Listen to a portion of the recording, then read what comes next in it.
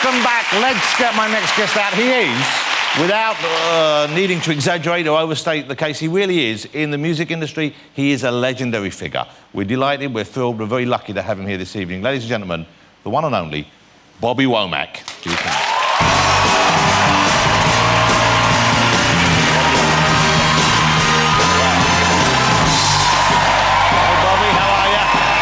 to see you, Bobby. Fine.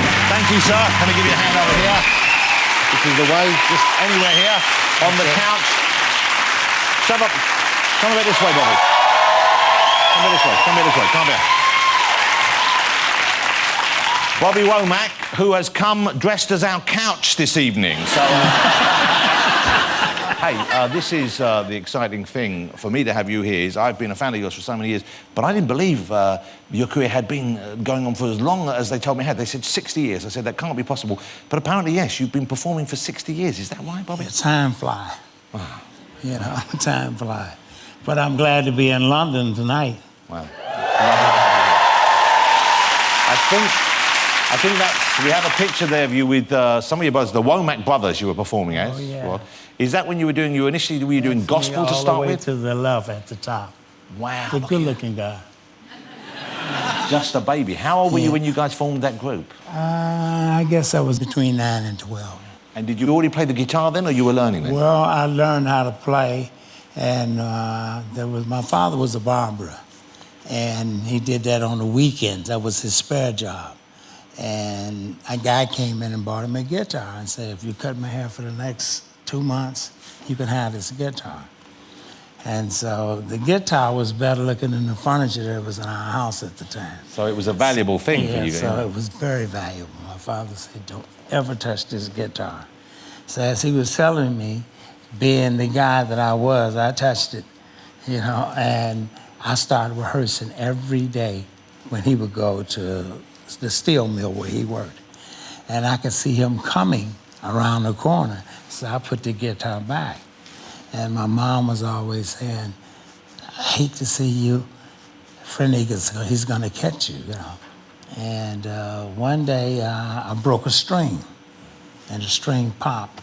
And that's had to be the scariest day of my life. It's because I know I was gonna get whipped into the middle of next week. That's a long whipping. And I remember my father came home and he kept asking me, he says, go fetch me my guitar. So I kept telling him, Pop, you need a rest. Let me give you a massage. He said, so he would go for it a second, and he said, fetch me the guitar. So he got the guitar, and I remember him playing it for at least 5 minutes. And I said, Pop can't even play. He don't even miss that string. So then he looked, and he said, who's been playing with my guitar? And all my brothers pointed, Bob. So he says, find me the longest switch and bring my razor strap. So, you know, I'm walking and I'm saying, damn, I can't believe I'm going out to find a switch so he can kill me with it. You know? What do you do now when you're performing then, presumably, because... Well, the greatest thing that happened for me was I ran into a group called Gorilla.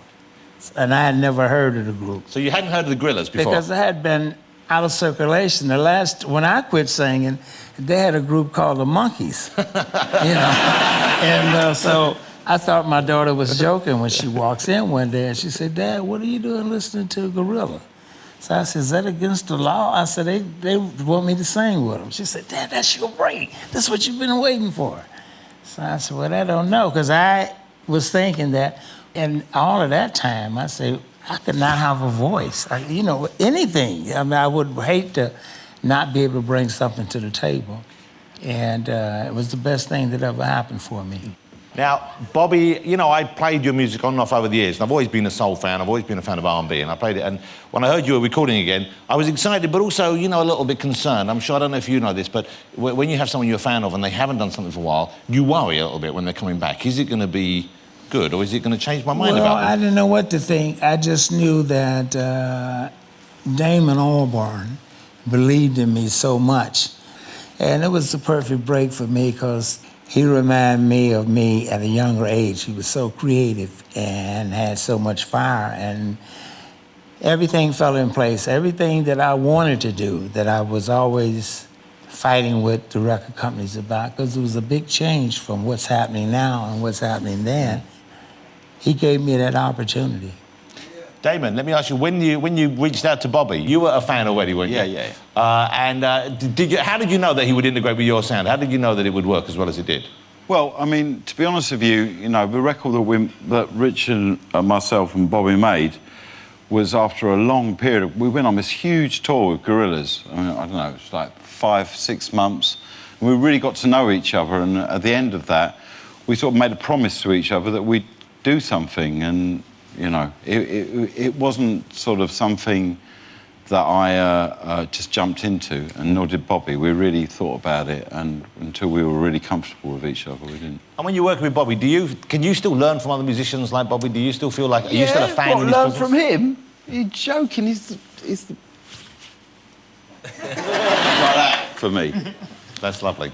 The album's great, by the way. The album is terrific. It's called The Bravest Man in the Universe, Bobby Womack. It's terrific, it really is. And you're going to do Please Forgive My Heart, is that right? One of my favorite songs. Please Forgive. It's a beautiful song. It's going to be the single from the album, I believe, as well. Yes, it is. Which is terrific. It's a great album, and it's also a great pleasure and a great honour to have you here. Ladies and gentlemen, Bobby Womack. Thank you. Thank you, Bobby.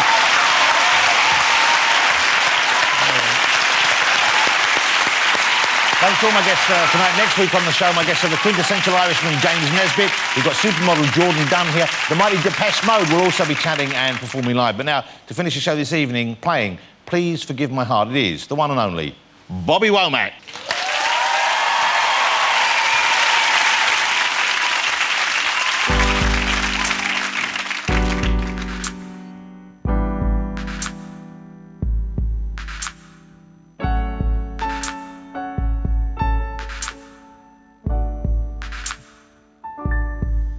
I could try to say I'm sorry, but that won't be quite enough to let you know the pain that I feel, and it just won't let up. It feels like the sky is falling and the clouds are closing in. Where did I lose control? Where did it all begin? Please forgive my heart. Not that the problem lies anywhere in there. I'm a liar. I'm in a dream, going on my way. I got nothing to rely on. Dawn is a solid witness to the blindness of the night, and we see our reflection so clear in the blush of the morning light. Time can pass so slowly when you face your burden down. Terms is not commuted, and it lingers without a sound. Oh, please forgive my heart. It's not that the problem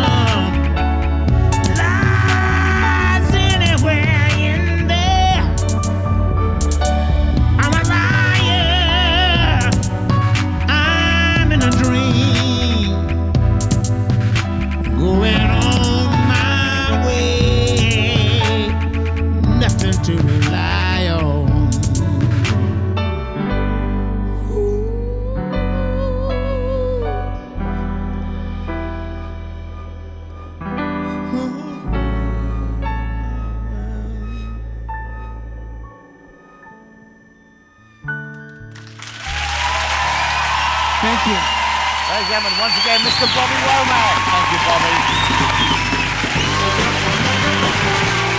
Still coming to terms with events from last week, there's a rather sombre mood in Coronation Street tomorrow night at 7, and then it's straight back to work for Christopher Foyle in the brand new series of Foyle's War tomorrow night at 8. Back to tonight here on ITV, and it's the news and weather next.